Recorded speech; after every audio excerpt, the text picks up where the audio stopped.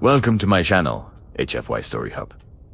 The alien princess screamed the moment the human commander touched her face. Every guard in the Solari royal chamber raised their weapons instantly, because touching a royal was punishable by instant molecular disintegration. Yet the human did it anyway, completely calm, completely unafraid. And instead of killing him, Princess Lyra began to cry. Soft glowing tears fell from eyes that looked like rotating galaxies trapped behind glass, as 10-foot armored guards surrounded him with spears at his throat. The entire palace trembled with ancient systems, whispering warnings he could not understand. Lyra reached for him again despite the chaos, whispering in terror that he had seen them, that he had seen the veil, something no human was ever supposed to perceive. Elias had no idea what she meant until the lights outside the palace flickered and the sky itself began to distort like reality being peeled open. Far beyond the planet, something massive moved in silence between the stars. Shapes too large to comprehend. Watching, always watching. And when Elias looked up instinctively, he felt something look back. And that was the moment everything went wrong. The entire Solari security network activated at once. Alarms screaming across the crystalline city of Ostrava as panic spread through alien streets. Princess Lyra suddenly clutched his arm harder, saying the ancient entities beyond space had noticed him, that they feed on awareness. Before Elias could respond, the palace walls exploded inward as darkness poured through like liquid void.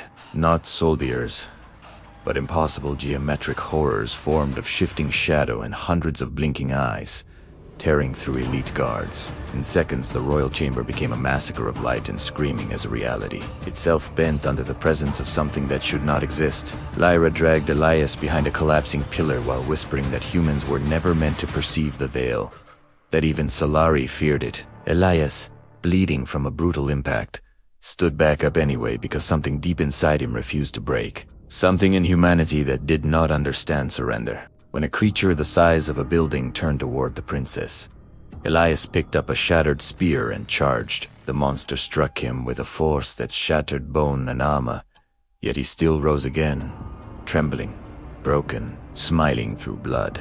The alien guards froze in disbelief as one whispered the truth, that humans survive things that erase entire species. Elias laughed weakly at the monster and said it could do better than that, triggering something in the void creature that felt like fear. As the palace lights died, Lyra realized Elias Ward was not just a witness, but a bridge to something beyond the ancient cosmic predators. She pulled him through collapsing corridors, escaping into a diplomatic evacuation ship, while reality fractured around them in duplicated layers, until Lyra stabilized him by placing her glowing hand on his chest, admitting no Solari had ever brought a human this deep into forbidden knowledge. As they fled into orbit, the entire city of Ostrava vanished behind a veil of static darkness, like it had been erased from existence. Lyra revealed the truth.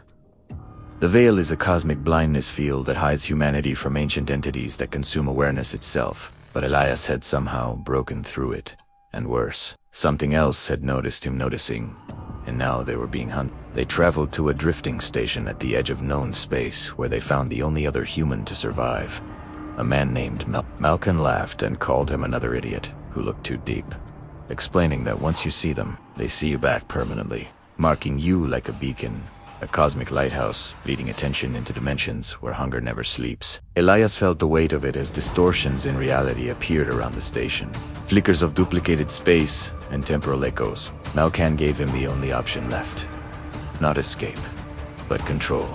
The ability to learn to blink, to shift perception deliberately. Elias stepped forward because Earth had taught him one thing.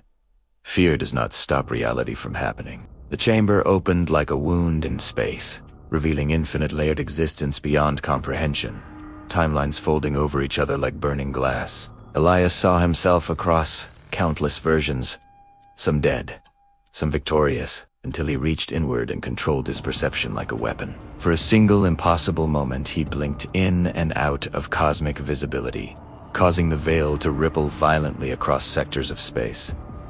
When he returned, the chamber was silent. Malkan said the truth. Humanity is dangerous because it evolves under observation. The more it is seen, the more it learns to see back. And now Elias Ward had become a target and a key. Somewhere beyond the stars, something vast had begun moving, and the predators were no longer sure if they were the ones hunting or being watched.